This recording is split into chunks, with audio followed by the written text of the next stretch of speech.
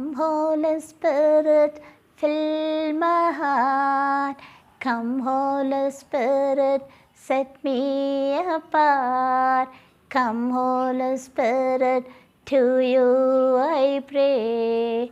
Come, Holy Spirit, show me the way. Come, Holy Spirit, fill my heart. Come, Holy Spirit, and melt me now.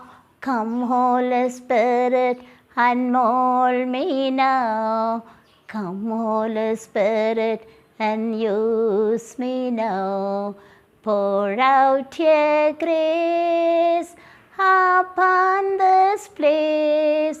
I feel your healing touch, warm embrace. Renew my life, Lord Jesus Christ, that I may bring your love and peace to all the earth.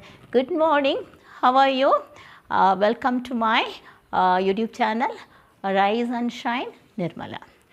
ஓகேங்க, இந்த வீடியோவில் நான் எடுத்துக்க போகிற பகுதி பரிசுத்த வேதாகமத்தில் இந்த holy Bible, the old testament, the book of Isaiah, chapter 54, the verse 10.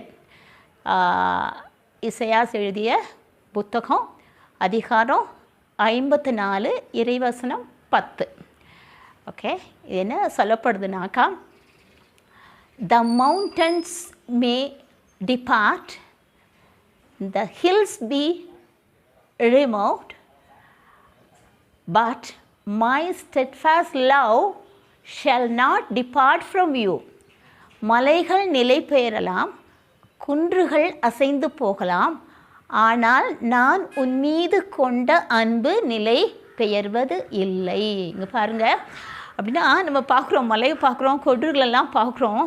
அது நம்ம பார்க்குற போதெல்லாம் எப்போவுமே அப்படியே தான் இருக்குது இல்லைங்களா? கொஞ்சம் கூட அது மாறாத அந்த மலைகளெல்லாம் அப்படியே இருக்குது. நம்ம மரங்க வெட்டுறதுங்களா அதெல்லாம் ஓகே, பட் அந்த ஷேப், அந்த இதெல்லாம், அந்த உயரம் அப்படியே இருக்குது இல்லைங்களா? அந்த குன்றுகளும் நம்ம பார்க்குற மாதிரியே அப்படியே தான் இருக்குது. ஆனால் கடவுள் இங்கே என்ன சொல்கிறார் பாருங்கள், இந்த பெரிய பெரிய மலைகள் கூட நிலை பெயர்ந்து போகலாம், அந்த இடத்த விட்டு நம்ம இங்கே போயிடலாம், குன்றுகள் கூட அசைந்து போயிடலாம், அந்த பக்கம் நகர்ந்து போயிடலாம், ஆனால் நான் உன் மீது கொண்ட அந்த அன்பு எப்போவுமே மாறாதது, நிலை பெயராதது, விட்டு போகாது. இது steadfast, my love is steadfast love, முடிவில்லாத அன்பு, எவர்லாஸ்டிங் லவ் அப்படின்னு சொல்கிறாரு. அப்போ எந்த அழகான இந்த வாக்குறுதி கூட நம்ம சொன்ன இல்லைங்களா, நம்மளுடைய யூதா மக்களும் அப்புறம்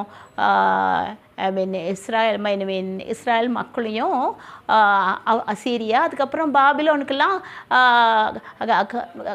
நாடு கடத்தி கொண்டு போகிறாங்கல்ல, அப்போ அவங்க அங்கே அதில் எக்ஸைலில் இருக்காங்க. அப்படி எக்ஸைலில் இருக்கும்போது அவங்களுக்கு துன்பத்தினால கஷ்டப்பட்டுட்டு இருக்காங்க, வாழ்க்கையில் நம்பிக்கையை இழந்து போகிறாங்க.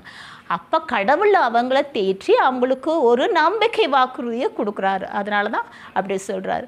எப்படின்னா, நான் உங்களுக்கு மேலே வச்சுருக்கிற அன்பு ஒரு முடிவில்லாத அன்பு. அப்படி முடிவில்லாத அன்பு உங்கள் மேலே நான் வச்சுருக்கும்போது உங்களுக்கு இன்றைக்கி கொஞ்சம் சங்கடப்படலாம், ஆனால் நான் உங்களை மீண்டும் இங்கே கூட்டிக்கு நன்னிலை கொண்டு வரோம். இதை ஏற்கனவே நம்ம பார்த்தோம் இல்லைங்களா? ஸோ அப்படிப்பட்ட ஒரு வாக்குறுதி தான் அவருக்கு அந்த மக்களுக்கு கடவுளாகிய ஆண்டவர் ஐசாயா வழியாக, இறைவாக்கினர் வழியாக கொடுக்குறாரு. ஓகேங்களா? இது அந்த இதே மாதிரி பார்த்திங்கன்னா, இதை ரிலேட்டடாக நம்ம இந்த புக் ஆஃப் ஜெரமாயாவில் பார்க்குறோம். அதில் அதிகாரம் 31, இறைவசனம் 3. The book of Jeremiah, the chapter 31, the verse is 3. I have loved you with an everlasting love. I have loved you with an everlasting love. I have drawn you by unfailing kindness. முடிவில்லாத அன்பினால் உன் அன்பு செலுத்தினேன், முடிவில்லாத அன்பை உன் மேல் செலுத்தினேன். ஓகேவா? உன்னை என் அன்பினால் ஈர்த்து கொண்டேன். அது முடிவில்லாத ஒரு அன்பினால் உன்னை ஈர்த்து கொண்டேன் கடவுள் சொல்கிறாரு. அதே தான் சொல்கிறாரு, உண்மையில நான் வச்ச அன்பு மாறாதது, முடிவில்லாதது, எப்போதும் உள்ள அன்பு, எவர்லாஸ்டிங் லவ், ஸ்டெட்ஃபாஸ்ட் லவ். உன்னை நான் என்பால் நான் ஈர்த்து கொண்டேன்னு சொல்லும்போது நம்ம யார் கையில் இருக்கோம்? ஒருவேளை நமக்கு சூழ்நிலை சரியில்லாமல் போகலாம், நம்ம பாவங்களினால் வந்த நிகழ்வாக இருக்கலாம்.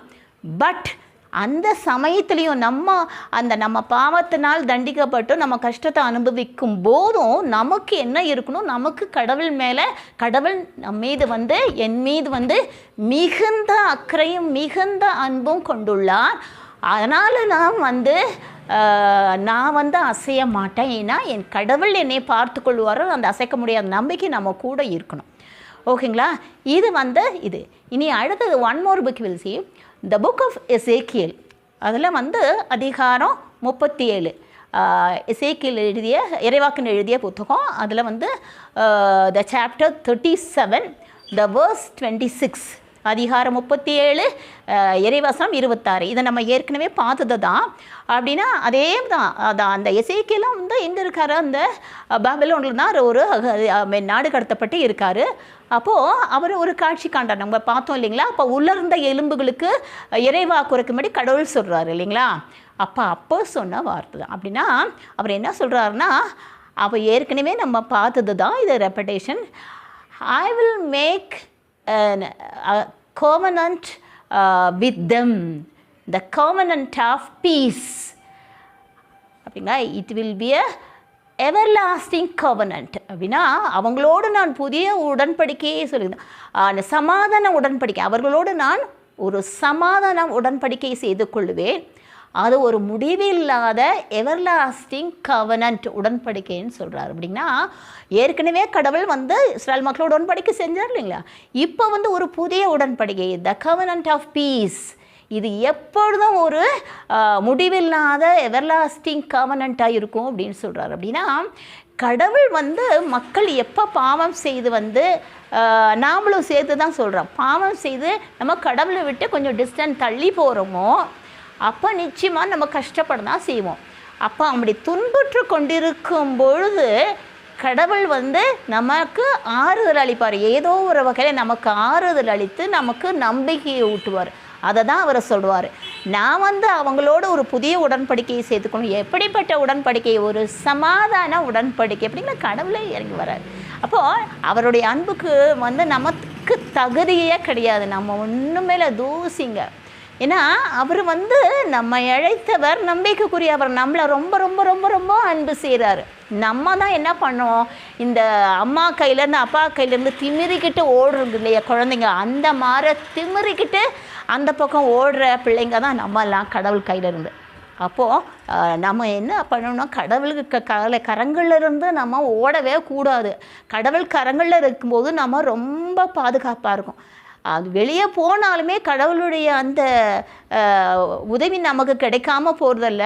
He will be with us only. But இருந்தாலும் அவர் கண்டித்து நம்மளை சிரிச்சுக்கிறார். அப்போ நம்ம அந்த பிரச்சனையை சந்தித்து அதை கடந்து போய் தான் ஆகணும். இப்போது புதிய ஏற்பாட்டில் நம்ம ஜீசஸ் என்ன சொல்கிறார்? அதிகாரம் 14 இறைவசனம் 27, சாப்டர் 14 அந்த verse 27. இதில் என்ன சொல்கிறாருன்னா, I leave my peace with you. I'll give you my peace. But the peace I give you is not like the worldly peace. உலகம் தர முடியாது. நான் உங்களுக்கு இந்த சமாதானத்தை விட்டு செல்கிறேன், என் சமாதானத்தை உங்களுக்கு அளிக்கிறேன். ஆனால் நான் உங்களுக்கு கொடுக்கும் சமாதானம் உலகம் கொடுக்கும் சமாதானம் மாறல. The peace I give you is not the worldly peace, just different. உலகம் கொடுக்க முடியாத ஒரு சமாதானம். உள்ளம் மருள வேண்டாம், உள்ளம் கலங்க வேண்டாம் சொல்கிறார். இது எப்போ சொல்கிறாரு? அவர் இப்போ சொல்கிறார் இல்லையா, நான் தந்தையிடம் போவேன், எனக்கு பதிலாக தந்தை என் பெயரால் உங்களுக்கு துணையாளரை அனுப்புவார். He will teach you everything.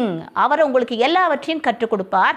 நான் என்னென்ன சொல்கிறேனோ சொல்லிக்கிட்டு இருக்கணும் அது எல்லாம் உங்களுக்கு ஞாபகப்படுத்துவார்னு சொல்லுங்கள். அப்போ இங்கே யோசித்து பாருங்கள், இந்த நற்செய்தி எழுந்தவங்களாம் ஆஃப்டர் மீன் 70வது, அதாவது எருசலேமெல்லாம் அந்த அழிக்கப்பட்டு அந்த 70 தானே அழிக்கப்பட்டது இல்லைங்களா, தீக்கிரையானது இல்லையா நம்மளுடைய ஆலயமா, அது பிறகுதான் அவங்க சுவிசேஷமாக எழுதுகிறாங்க. யோசித்து பாருங்கள், இந்த கடவுள் சொன்ன ஜீசஸ் சொன்ன வார்த்தை, துணையாளர் வருவார், அவர் உங்களுக்கு எல்லாத்தையும் கற்றுத்தருவார், நான் உங்களுக்கு சொல்லியவற்றையெல்லாம் அவர் ஞாபகம் ஊட்டுவார்னு சொல்கிறாரு. அப்போ பார்த்திங்களா, ஞாபகப்படுத்துவார் அப்படின்னு சொல்லுவார். அப்போது இப்போவும் நமக்கு இந்த வாக்குறுதியிலெல்லாம் நமக்கும் தான். அப்போது என்னன்னாக்கா, உலகம் கொடுக்க முடியாத ஒரு உலகம். இப்போ பாருங்கள், ஒரு டென்ஷனாக இருக்குன்னு வச்சுக்கோங்க. அப்போ நான் நான் கொஞ்சம் அந்த டென்ஷனை ஃப்ரீயாக ஆகணும்னா என்ன பண்ணுவோம், ஒரு டெம்பரரி வேர்ல்டு இது ஏதாவது புக்கு படிக்கலாம், இல்லாட்டி ஒரு சினிமா பார்க்கலாம், இல்லை ஒரு சீரியல் இதாக பார்க்கலாம். ஆனால் தட் மோமெண்ட் ஓன்லி, அந்த மோமெண்ட்டில் கூட 50% of the mind will be concentrating the problem which I pass through. அந்த இதில் தான் எனக்கு இருக்கும் 50%. இன்னொரு 50% தான் மறந்து சிரிக்கிறதில்ல. பட் அந்த 3 ஹவர்ஸோ 1 ஹவரோ 2 ஹவர்ஸோ முடியும், அது that will come to us. இல்லை நம்ம டார்ச்சர் பண்ணார். பட் ஜீசஸ் கொடுக்குற தூய ஆமையானவர் நம்மக்கிட்ட வரும்போது, ஆண்டவராக இயேசு நம்மளத்தில் இருக்கும்போது என்ன ஆகுனாக்கா, நம்ம அந்த பிரச்சனையை டஸ்ட்டாக தொடச்சிட்டு போகிற அளவுக்கு நமக்கு ஒரு சமாதானத்தை, உலகம் கொடுக்க முடியாத சமாதானத்தை நமக்கு தருவார். ஓகேங்களா? அப்போது நம்ம என்ன பண்ணணும்னு சொன்னாக்கா, நம்ம எப்போவுமே கடவுளுக்கு கீழ்ப்படிந்து அவர் திருளத்தை கேட்டு அவர் கொடுத்த கட்டளை கடைப்பிடித்து அவரோடு கை கோத்துக்கிட்டு நடக்கும்போது நமக்கு பாதுகாப்பாக அவர் கரங்களில் இருக்கிறோம். ஓகேங்களா? மீண்டும் அடுத்த வீடியோவில் சந்திக்குவோம். ஒரே ஒரு சின்ன 2 லைன் பாடிட்டு இந்த வீடியோவை நான் முடிக்கிறோம். यीशु ही मार्ग है, यीशु ही सत्य है, यीशु ही जीवन में, यीशु मेरा प्रभु, यीशु ही मार्ग है, यीशु ही सत्य है, यीशु ही जीवन में, यीशु मेरा प्रभु, यीशु ही मार्ग है, यीशु ही सत्य है, यीशु ही जीवन में, यीशु मेरा प्रभु. கடவுள் நம்ம மீது கொண்ட அன்பு முடிவில்லாத அன்பு, மாறாத அன்பு, நிலையான அன்பு. ஓகேங்களா? Bye. Thank you so much. Thank you for listening to my video. Bye bye.